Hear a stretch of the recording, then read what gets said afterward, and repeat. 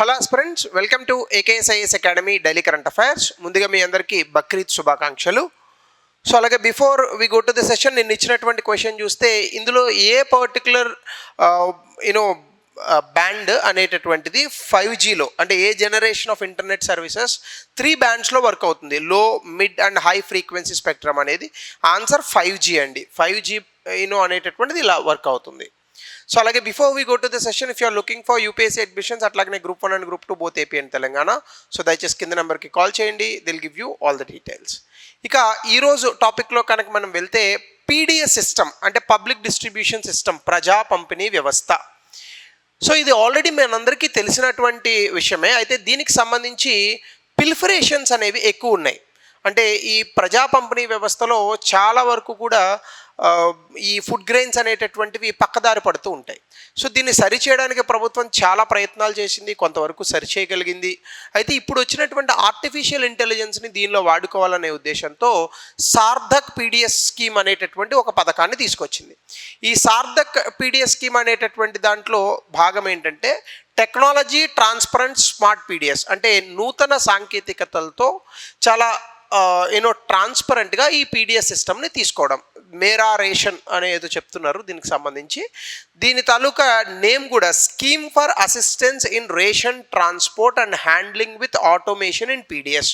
మళ్ళా చెప్తున్నాను, scheme for assistance in ration transport అంటే ఈ రేషనింగ్ని మనం రవాణా చేస్తూ ఉంటాం, అందులో assistance, and handling income with automation, మొత్తం ఆటోమేషన్తో ఈ పీడిఎస్ సిస్టమ్ని నడిపించడం.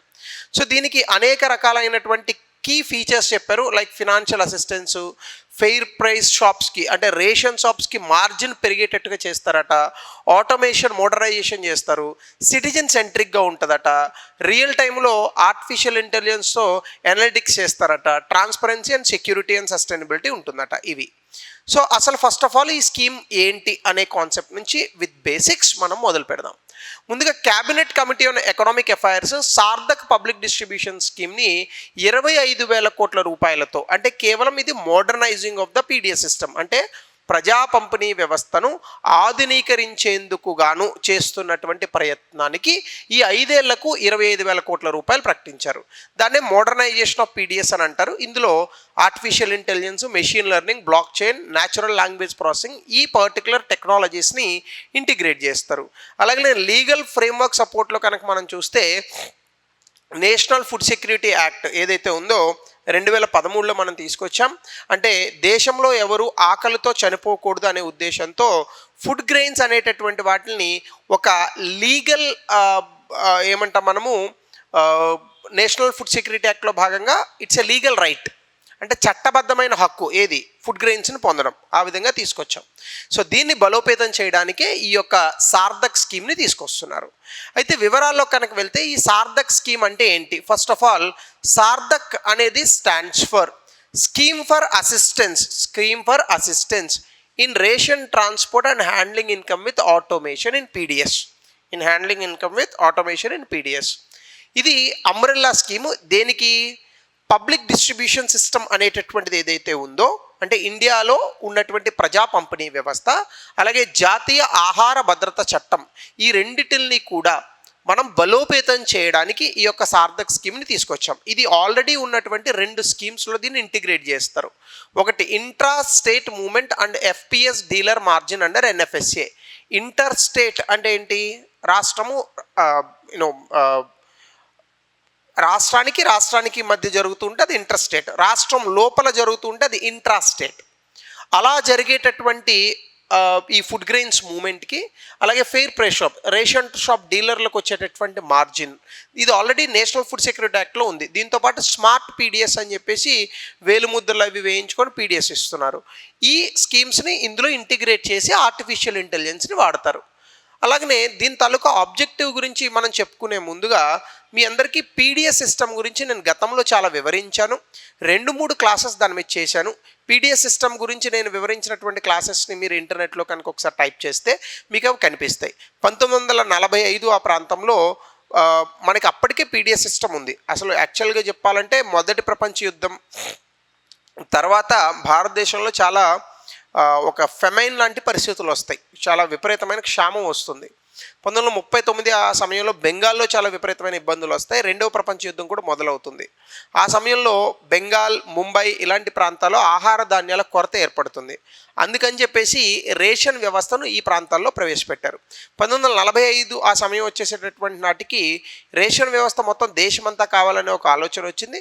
1950లో మన స్వతంత్రం వచ్చిన తర్వాత పూర్తి స్థాయిలో ఈ పబ్లిక్ డిస్ట్రిబ్యూషన్ సిస్టమ్ చేసాం. 1997 ఆ ప్రాంతంలోకి వచ్చిన తర్వాత టీపీడిఎస్ అంటే టార్గెటెడ్ పబ్లిక్ డిస్ట్రిబ్యూషన్ సిస్టమ్గా దాన్ని మార్చి రకరకాల రేషన్ కార్డ్స్ అనేటటువంటివి ఇచ్చి మనము అందరికీ కూడా రేషన్ని పంచుతున్నాం. అప్పటి నుండి 2013లో దాన్ని చట్టబద్ధం చేశాం. సో అయితే ఇప్పుడు ఈ స్కీమ్ తాలూకు ఆబ్జెక్టివ్స్ ఏంటంటే ఈ యొక్క మనకున్నటువంటి పబ్లిక్ డిస్ట్రిబ్యూషన్ సిస్టమ్ అంటే ప్రజా పంపిణీ వ్యవస్థలో నూతన సాంకేతికతలను ప్రవేశపెట్టడం. అవేంటి? Artificial intelligence. దీని ద్వారా చాలా వేగంగా చూస్తారు. అంటే ఇప్పుడు ఫర్ ఎగ్జాంపుల్ ఒక ప్రాంతం నుంచి మరొక ప్రాంతానికి రేషన్ బియ్యం పోతున్నాయి, దానికి ఏదో ఒకటి అమరుస్తారు. కరెక్ట్ రూట్లో వెళ్తుందా, మధ్యలో ఎక్కడన్నా ఆగుతున్నారా, ఇవన్నీ ఆర్టిఫిషియల్ ఇంటెలిజెన్స్తో కూడా ట్రాక్ చేస్తారు. అలాగే machine learning, block chain technology, దీనివల్ల గోస్ట్ కార్డ్స్ అని ఉంటాయి, ఒక్కొక్కటికి 2 రేషన్ కార్డులు ఉంటాయి, అట్లాంటివి తీసేయచ్చు. ఇలాంటివన్నీ మనం చేస్తే ఇంటెలిజెన్స్ మానిటరింగ్ అండ్ అనలిటిక్స్తో ఫుడ్ గ్రెయిన్స్ మూవ్మెంట్ని, డెలివరీని కూడా మనం ట్రాక్ చేయొచ్చు. అలాగే లీకేజెస్. పెద్ద ప్రాబ్లం ఏంటంటే మనకి పీడిఎస్ సిస్టంలో ప్రభుత్వం ఇచ్చినటువంటి నాణ్యతతో కూడిన ఈ యొక్క వస్తువుల్ని తీసేసుకొని మధ్యలో ఎక్కడో ఏం చేస్తారంటే వీటిని మారుస్తారు, పురుగు పట్టిన బియ్యం ఇట్లాంటివి ఇస్తూ ఉంటారనమాట. సో ఇవన్నీ జరగకుండా మనకి ట్రాన్స్పరెన్సీని పెంచుతూ, డైవర్షన్ ఆఫ్ ఫుడ్ని తగ్గిస్తూ, సప్లై చైన్ అంటే సప్లైలో ఎక్కడ బ్రేక్స్ పడకుండా బెటర్ సప్లై చైన్ మానిటరింగ్ అనేటటువంటి చేస్తారు. ఇక 3 సిటిజన్ సెంట్రిక్ గవర్నెన్స్ అంటే ఇంటరాపరబుల్ యూనిఫైడ్ పీడిఎస్ ఆర్కిటెక్చర్ అనేటటువంటిది ఉండాలి మనకి. అంటే ఇంటరాపరబుల్ యూనిఫైడ్ పీడిఎస్ ఆర్కిటెక్చర్ అంటే ఏంటి? ఎక్కడైనా కూడా వివరాలు అనేటటువంటివి మనకి ఎప్పుడూ చేతిలో ఉండాలి. ఇంటరాపరబుల్ ఎక్కడి నుంచి ఒక స్టేట్లో ఒక వ్యక్తి తీసుకుంటున్నాడు, మరొక స్టేట్లో అదే వ్యక్తి కనుక మరొక రేషన్ కార్డుతో తీసుకుంటే దాన్ని ఆపాలి కదా. అలాగనే యూనిఫైడ్ పీడిఎస్ సిస్టమ్కి ఒకే సిస్టమ్ ఉండాలి. అలాగనే గ్రీవెన్స్ రెడ్రెసల్, బెనిఫిషరీ ఫీడ్బ్యాక్ సిస్టమ్స్ని కూడా మనం తీసుకోవాలి. అంటే ఎక్కడైనా కొంతమంది అర్హులకి దక్కట్లేదా, అనర్హులకు వెళ్తోందా, కంప్లైంట్స్ ఏమన్నా ఉన్నాయా, ఇట్లాంటివన్నిటిని కూడా సరి చేస్తారు. ఇవి ఆబ్జెక్టివ్స్. అలాగనే లాస్ట్ మైల్ డెలివరీ అంటే కేవలం కొంతమంది వ్యక్తులకే ఈ యొక్క పీడిఎస్ సిస్టమ్ని ఇస్తే చాలా మూలనున్నటువంటి ప్రాంతాలు, బాగా వెనుకబడినటువంటి ప్రాంతాలు, చాలా దూరంగా ఉన్నటువంటి ప్రాంతాలు, సుదూరమైనటువంటి ప్రాంతాలకి ఫుడ్ గ్రెయిన్స్ని పంపిస్తూ ముఖ్యంగా రేషన్ షాప్ డీలర్లకు అధికంగా డబ్బులు వచ్చేటట్టుగా చేయడం దీని యొక్క ముఖ్య ఉద్దేశం. అట్లాగనే డేటా డ్రివెన్ మానిటరింగ్ అంటే స్టేట్ కమాండ్ని ఎస్టాబ్లిష్ చేసి, కంట్రోల్ సెంటర్స్ని కూడా ఎస్టాబ్లిష్ చేసి రియల్ టైంలో ఏవైనా నిర్ణయాలు తీసుకోవాలని అనుకుంటే వేగంగా తీసుకోవడానికి, అలాగనే ప్రెడిక్టివ్ అనాలిసిస్, రేపొద్దున ఇంకా ఫుడ్ గ్రెయిన్స్ ఎక్కువ పడతాయా తక్కువ పడతాయా అనేటటువంటి అనాలిసిస్ని కూడా చేస్తూ ముందుకెళ్ళేటట్టుగా ఆలోచిస్తున్నారు. సో అట్లాగనే ఇండియాలో ఉన్న పబ్లిక్ డిస్ట్రిబ్యూషన్ సిస్టమ్, దీని గురించి ఒక 2 విషయాలు అయితే చూద్దాం. India largest food security mechanism ఇది. అంటే రాయితీతో కూడినటువంటి అతి తక్కువ ధరలకే ఆహార ధాన్యాలను అందించేటటువంటి భారతదేశంలో పెద్ద పథకం ఇది. రేషన్ షాపుల ద్వారా అమలు చేస్తారు. ఇది ఏ మంత్రిత్వ శాఖ కిందకు వస్తుంది? Ministry of consumer affairs, food and public distribution system. Ministry of consumer affairs, food and public distribution, ప్రజా పంపిణీ. అలాగే లీగల్ బేసిస్ ఏముంది అంటే మనం 2013లో ప్రతి వ్యక్తి కూడా ఈ యొక్క రాయితీతో కూడినటువంటి ఈ ఆహార ధాన్యాలను తీసుకోవడం చట్టబద్ధం చేశాం. అది 2013లో వచ్చిన చట్టం. కోర్ ఆబ్జెక్టివ్ ఏంటంటే అందరికీ తక్కువ ధరల్లో ఈ అఫోర్డబుల్ ఫుడ్ గ్రెయిన్స్ అనేది ఇవ్వాలి. ₹5, ₹3, ₹2 ఈ ధరల్లోనే ఉంటుంది. కొన్ని రాష్ట్ర ప్రభుత్వాలు అయితే ఇంకా అధికంగా సబ్సిడీలు ఇచ్చి రూపాయికే కిలో బియ్యాన్ని కూడా ఇస్తున్నాయి. అందులో అసలు నాకు పర్పస్ ఏంటనేది ఇప్పటికి అర్థం కాదు. అయితే నేషనల్ ఫుడ్ సెక్యూరిటీ యాక్ట్ తాలూకా పర్పస్ ఏంటంటే equitable distribution of food grains. అంటే ఈ వెనకబడినటువంటి జనాభా ఎవరైతే ఉన్నారో వాళ్ళకి ఏమాత్రం ఇబ్బంది లేకుండా ఆహార ధాన్యాలను అందించడం దీని యొక్క ముఖ్య ఉద్దేశం. ఇప్పుడు ఉన్నటువంటి స్కీమ్లో గ్రామీణ ప్రాంతాల్లో దాదాపుగా 75% జనాభా పీడిఎస్ సిస్టమ్ తాలూకా రాయితీతో కూడిన ఈ ఆహార ధాన్యాలను పొందుతున్నారు. అదే అర్బన్ ఏరియాస్లో యాక్చువల్గా 57%, ఇక్కడ 50 అని రాశాడు కానీ ఈ మధ్య కొన్ని తీసేశారేమో. 57% వరకు కూడా గ్రామీణ ప్రాంతాలు కాకుండా పట్టణ ప్రాంతాల్లో ఉన్న వాళ్ళు సబ్సిడైజ్డ్ ఫుడ్ గ్రెయిన్స్ పొందుతున్నారు. డెలివరీ మెకానిజం మనకి టార్గెటెడ్ పీడిఎస్ సిస్టమ్ అని ఉంటుంది. మనకి రేషన్ కార్డులు ఉంటాయి, దాని ఆధారంగా ఇస్తూ ఉంటారు. దాదాపుగా 2011 లెక్కల ప్రకారం దేశంలో 121 కోట్ల మంది ఉంటే అందులో 81 కోట్ల మందికి రేషన్ షాపుల ద్వారా బియ్యం అందుతోంది, లేదా గోధుమలు ఇట్లాంటివి అందుతున్నాయి. చాలా వరకు ఇందులో అనర్హులు కూడా ఉన్నారు, అది కూడా మనం గమనించాలి. అయితే ఇందులో human life cycle approach follow అవుతూ ఉంటారు. ఏంటంటే ఎప్పుడు కూడా ఆహారం అనేటటువంటిది లేకపోతే మనిషి బ్రతకడం కష్టం. సో నాణ్యతతో కూడినటువంటివి పౌష్టికాహారంతో ఉండే ఫుడ్ గ్రెయిన్స్ని అందించడం దీని యొక్క ముఖ్య ఉద్దేశం. ఫస్ట్ ఆఫ్ ఆల్ జనాలు ఎవరైతే మన దేశంలో ఉన్న జనాభా ఉందో వాళ్ళందరూ కూడా చాలా గౌరవప్రదమైన జీవితాన్ని పొందేందుకు గాను ఒక రకంగా ఆర్టికల్ 21 కూడా దీన్ని అనుసంధానించవచ్చు. సో ఆ రకంగా ఈ యొక్క స్కీమ్ని తీసుకొచ్చాం. అయితే ఇందులో చాలా కేటగిరీస్ ఉన్నారు బెనిఫిషరీస్లో. ముఖ్యంగా అంత్యోదయ అన్న యోజన అని నేషనల్ ఫుడ్ సెక్యూరిటీ యాక్ట్ కింద పేదరికంలో అత్యంత పేదరికంలో ఉన్నవాళ్ళు, వీళ్ళకి ఏం చేస్తారంటే ఒక ఇంటికి 35 కిలోల ఫుడ్ గ్రెయిన్స్ అందిస్తారు. ముఖ్యంగా ఇందులో భర్త చనిపోయిన వాళ్ళు, బాగా ఎల్డర్లీ పీపుల్, డిజేబుల్డ్ పీపుల్, కొంత దీర్ఘకాలిక వ్యాధులతో బాధపడే వాళ్ళు, tribes, landless labours, marginal farmers, slum dwellers, informal workers, BPL, HIV positive ఉన్న వాళ్ళు, ఇలాంటి వాళ్ళకి ఇది ఇస్తారు. ప్రియారిటీ హౌస్ హోల్డ్స్ అంటే స్టేట్ గవర్నమెంట్ ఐడెంటిఫై చేస్తుంది, వీళ్ళకి 5 కిలోల, ఒక పర్సన్కి 5 కిలోలు, ముగ్గురు ఉంటే 15 కిలోలు వస్తుంది. ఇది రేషన్ కార్డుల్లో భాగంగా రేషన్ కార్డ్స్ పంపిణీ చేస్తూ రేషన్ కార్డుల ద్వారా ఇది అందిస్తూ ఉంటారు. అలాగనే ఫ్రీ ఫుడ్ గ్రెయిన్ డిస్ట్రిబ్యూషన్ అనేటటువంటిది ఒకటి ఉంది. ప్రధానమంత్రి గ్రామీణ్ కళ్యాణ్ యోజన అనుకుంటా. Free food grain provided under ఏంటంటే 1 జనవరి 2023 నుంచి చేస్తున్నారు. 5 సంవత్సరాలు దీన్ని ఎక్స్టెండ్ కూడా చేశారు. తర్వాత దీనికి దాదాపుగా 11 లక్షల కోట్ల రూపాయలు ఫ్రీ ఫుడ్ గ్రెయిన్స్ ఉచితంగా ఇచ్చారు. ఇంప్లిమెంటేషన్ కూడా central and state government joint responsibility ఉంటుంది. లార్జెస్ట్ వెల్ఫేర్ డిస్ట్రిబ్యూషన్ సిస్టమ్ ప్రపంచంలో కూడా. సెంట్రల్ గవర్నమెంట్ ఏం చేస్తుందంటే కేంద్ర ప్రభుత్వము ముందు ఈ యొక్క ఫుడ్ గ్రెయిన్స్ ఆహార ధాన్యాలను ప్రొక్యూర్ చేస్తుంది, అలాగనే నెక్స్ట్ స్టోర్ చేస్తుంది, ట్రాన్స్పోర్ట్ చేస్తుంది. రాష్ట్ర ప్రభుత్వం ఏం చేస్తుందంటే రేషన్ షాపుల ద్వారా అది అందిస్తుంది, ఫుడ్ కార్పొరేషన్ ఆఫ్ ఇండియా నుంచి తీసుకొని. సో స్టేట్ గవర్నమెంట్స్ బెనిఫిషియరీని ఐడెంటిఫై చేయాలి. ఫస్ట్ ఆఫ్ ఆల్ ఎవరు అర్హులు, అనర్హులు, రేషన్ కార్డుల ద్వారా, రేషన్ షాపుల ద్వారా అందిస్తారు.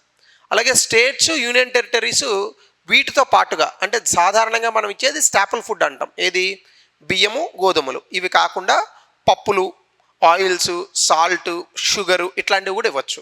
ఇటీవల కాలంలో 1 నేషన్ 1 రేషన్ కార్డు తీసుకొచ్చాం. పోర్టబిలిటీ కూడా చేసుకోవచ్చు ఒక ప్లేస్ నుంచి మరొక ప్లేస్కి, ఆధార్ బయోమెట్రిక్తో తీసుకొని ఈ మధ్యకాలంలో ఇది కూడా చేస్తున్నారు. అయితే ఇందులో ఇప్పుడు కొత్తగా మనం వస్తున్నాయి మేరా రేషన్ యాప్.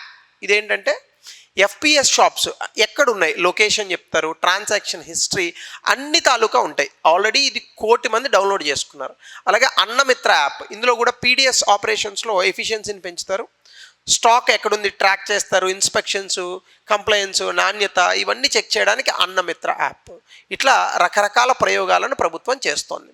అయితే ఇటీవల కాలంలో ఈ పీడిఎస్ సిస్టంలో, ఇటీవల కాలంలో కాదు ఎప్పటి నుంచో, ఈ ప్రజా పంపిణీ వ్యవస్థలో చాలా దోపిడీ జరుగుతుంది, చాలా ఇష్యూస్ ఉన్నాయి. అవేంటి అనేది కనుక మనం చూస్తే ముందుగా లీకేజ్.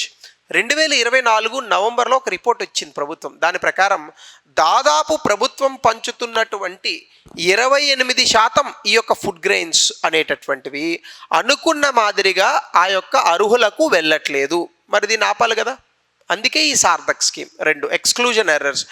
దాదాపుగా 90 మిలియన్ అంటే 9 కోట్ల మంది అర్హులకు రేషన్ కార్డులు ఇవ్వలేదు. సో వీళ్ళని అనర్హులుగా ప్రకటించారు. ఇది మరొక అంశం. పూర్ ఇన్ఫ్రాస్ట్రక్చర్, చాలా ప్రాంతాల్లో, దూరమైనటువంటి సుదూర ప్రాంతాల్లో, కొండల ప్రాంతాల్లో, tribal areas in Orissa and జార్ఖండ్లో స్టాక్ అవుట్స్ అనేవి జరుగుతున్నాయి. అంటే సరిగ్గా రవాణా సౌకర్యాలు లేక అక్కడ రేషన్ అనేటటువంటిది అందించలేకపోతున్నాం. దీంతోపాటు ఇంకా సాధారణంగా ఉన్నవి ఏంటంటే ప్రభుత్వానికి విపరీతమైన బర్డెన్. ఇయర్కి దాదాపుగా 1,50,000 కోట్ల రూపాయలు కేవలం పీడిఎస్ సిస్టమ్కి ఖర్చు పెడుతోంది కేంద్ర ప్రభుత్వం. అలాగనే టెక్నాలజికల్గా చాలా ఛాలెంజెస్ ఉన్నాయి. ముఖ్యంగా మనకున్నటువంటి ప్రాబ్లం క్వాలిటీ, మనకున్నటువంటి నాణ్యతలో ఉన్న అంశాలు. ఈ నాణ్యత చాలా వరకు కూడా లోపిస్తోంది. ఇది మనకున్నటువంటి ఇష్యూస్. వీటిని కనుక సాల్వ్ చేయగలిగితే డెఫినెట్గా భారతదేశంలో చాలా ఎక్కువ శాతం మందికి ఫుడ్ గ్రెయిన్స్ని అందించడానికి అవకాశం ఉంటుంది. సో ఇది సార్థక్ స్కీమ్. దీనికి రిలేటెడ్గా 2018లో ఇచ్చినటువంటి ఒక ప్రశ్న, దయచేసి కమెంట్ సెక్షన్లో దీని ఆన్సర్ని తెలపండి. అలాగనే 2022లో గతంలో ఇచ్చినటువంటి క్వశ్చన్, ఇది కూడా దీన్ని ఆన్సర్ చేయండి. So thank you, have a good day, will meet in the next session.